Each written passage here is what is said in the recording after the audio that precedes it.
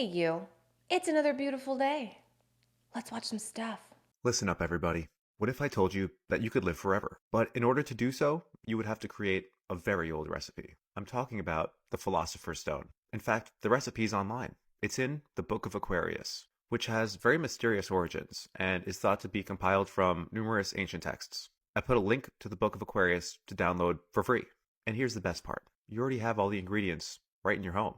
The pursuit of the Philosopher's Stone has driven some of the greatest minds in history to madness. Isaac Newton was a known alchemist and spent decades of his life trying to nail down the recipe. Although one alchemist, born in 1330, was rumored to have successfully made the Philosopher's Stone, and his name is Nicholas Flamel, yes, from Harry Potter, and it's rumored that he lived for over 500 years. While this can't be verified unless someone has a direct line to Dumbledore, the Book of Aquarius is still a very interesting read and very detailed. If you do end up getting the recipe right, DM me in a few hundred years.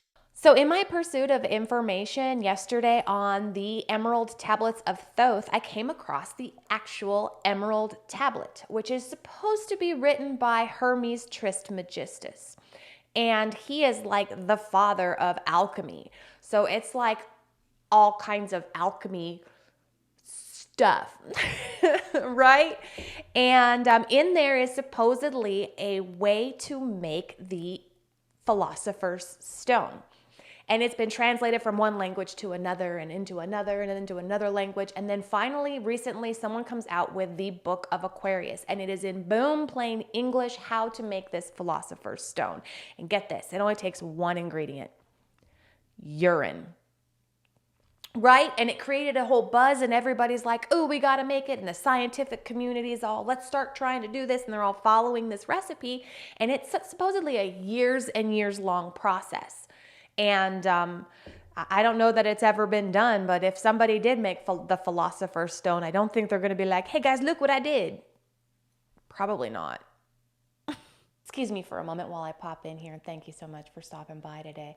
If you have any topics you'd like me to cover, please let me know down in the comments below, and I'll do my best to get it in one of my upcoming videos.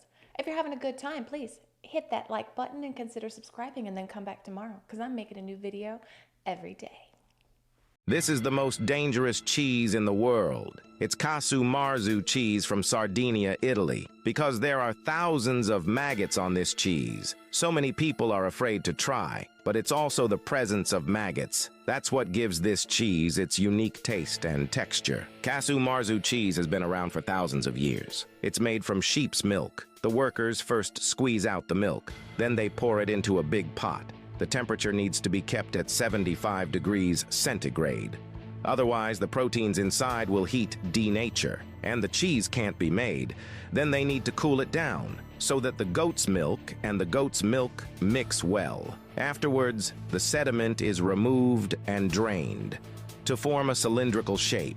And after 3 weeks of drying, the workers will remove the rind of the cheese so that the cheese attracts flies to lay their eggs. This is the local cheese fly. They eat and lay eggs at the same time. In about 2 to 3 months, these maggots will hatch and eat the cheese, and then they expel them again. This process will be repeated many times. It's a process that turns the original cheese into a soft Casu Marzu. The flavor is a bit like a delicious ice cream. For this kind of cheese, would you like to try it?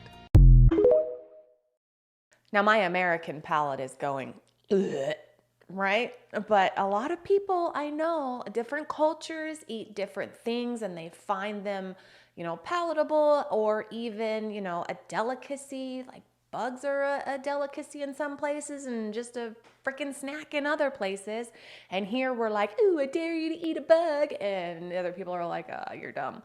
But that's eating excrement, like multi-generational excrement. Have you ever had excrement cheese? Is it good? Because it doesn't look appetizing. Their new active denial system boasts a reach far beyond any other non-lethal system, about 7 football fields to give it some perspective. It can deter individuals on a military perimeter all the way up to a riotous crowd. All without permanent harm. It only penetrates 1/64 of an inch of your skin. Goes very shallow into where your nerve receptors are, and there's no permanent injury caused by it. Very safe system. We've built in some safety margins and training for the operators. They even let any of the guests volunteer to test out its effectiveness and safety, including the Assistant Commandant of the Marine Corps, Sergeant Major of the Marine Corps, and Assistant Secretary of the Navy. Most described it as feeling like a hot oven or grill being opened up. So that's the active denial system that Billy Carson was talking about yesterday, and I think that is absolutely fantastic. I don't know if we're only using it abroad, but we need to use it domestically. It needs to be scaled down or something so we can use it with crowd control, and that's incredible. That is incredible. So today I'm going to be creating a fake before and after photo. First up, got to pull the short stripe down and messy up your hair, and I'm ready to take my before photo. Always with a sad face, and it was complete. Next part is to shave. I don't have a huge amount of body hair. Anything I do have is going to go before part number 3. So, quick spray tan to bring out the definition, followed by some push-ups to get a good pump. Apply some oil, and I'm ready for my after photo, looking happy and tanned. So just like that, my before and after photo is complete. My final question to you is, would you have believed it if you saw it online?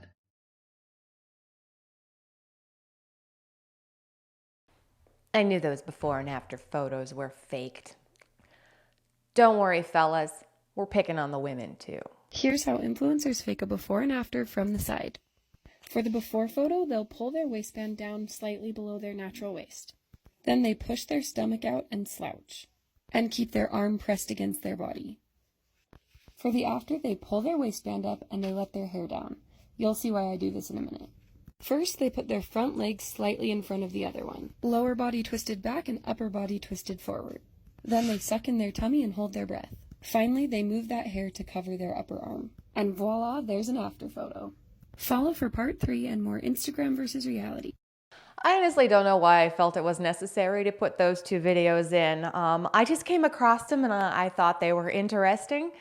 And you never know really what you're looking at anymore. Anything can be faked. And now we have AI, and we've got all kinds of digital enhancements. So, and even real enhancements, surgical enhancements. So, I just thought it was interesting. Thanks for playing along. Boris Doriol was heavily inspired by the renowned occultist Helena Blavatsky, and he also established an organization called the White Brotherhood of the Temple in 1933. So I just want to warn you here, because I fell for this trap at first as well. The book of Maurice Doriol is quite popular. Many people have read it, including myself, and I've read it many times. And I thought that was the Emerald Tablets, and I wasn't aware of the original tablet of alchemy until years later, when I came across the Emerald Tablet, the foundation of alchemy, that alchemists use in medieval times and even prior to medieval times. So remember, if you come across this book, I just want you to be aware that's not the Emerald Tablet, the original tablet of alchemy. That's just a book, a story written by an occultist author. So after learning what I learned yesterday about the Emerald Tablets of Thoth, I'm kind of looking into this Maurice Doriol guy. And I found this, and I think that's very interesting how he is an occultist, and that's what he has been known as. And over the last 3 months, I've been I've been wearing blinders and watching this Billy Carson fella, because a lot of the other YouTubers that do conspiracy videos, they also watched him.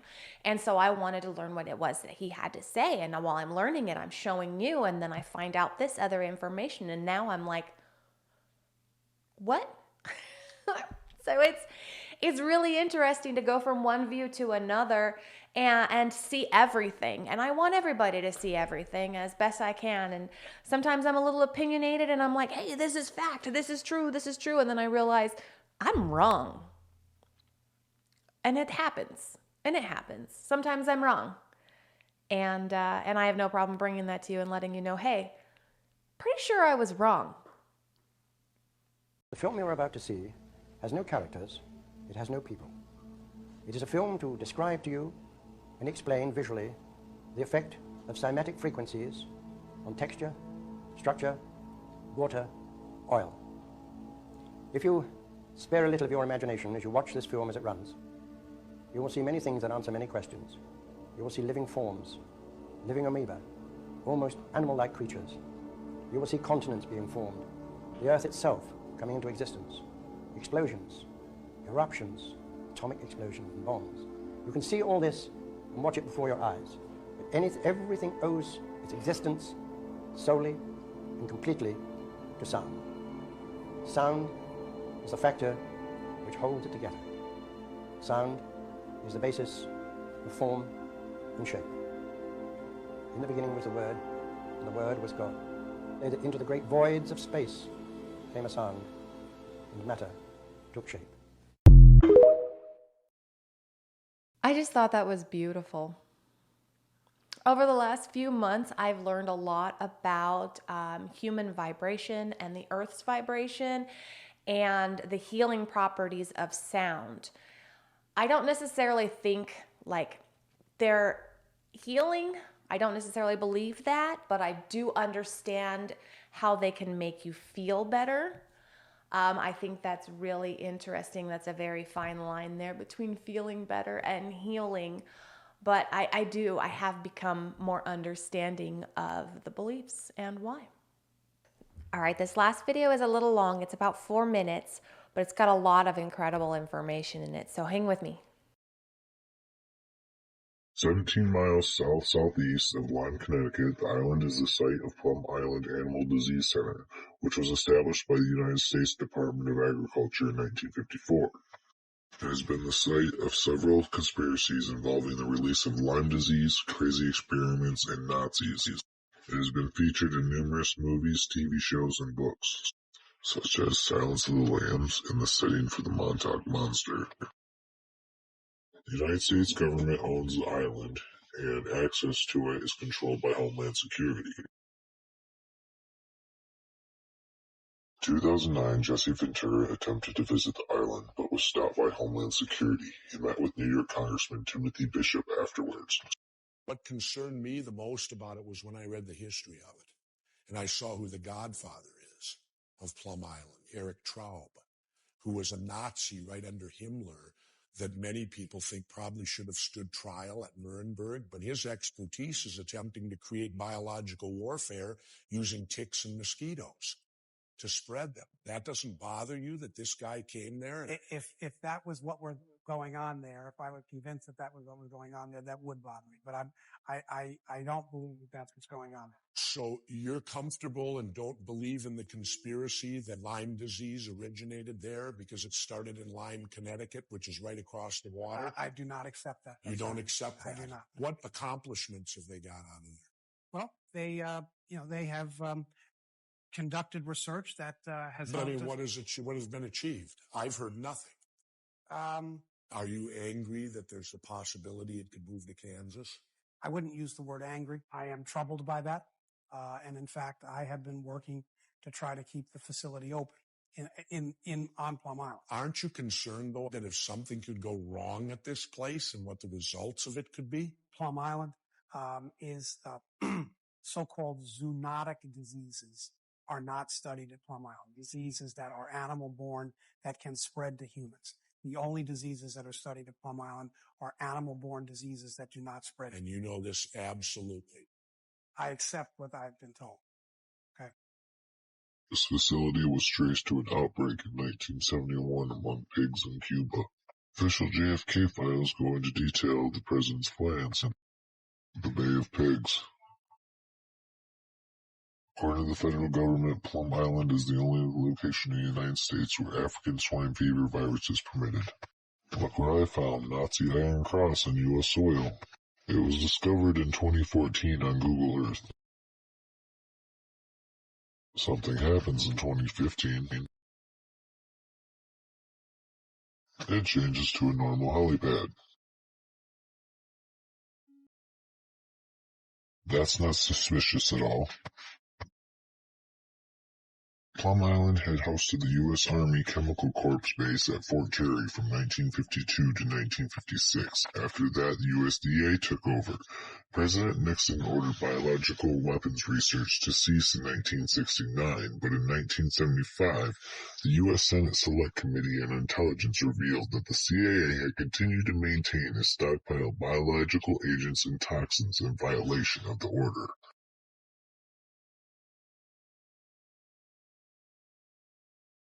It looks superimposed, the cracks are fixed where the paint is, looks very digital. There's a helicopter landing pad from Nazi Germany. It's the same thing. Nazi symbols on U.S. soil, Nazi scientists, lies about diseases, USDA and CDC linked to biological warfare and food supply sabotage. The truth comes out. How far down the rabbit hole do you want to go?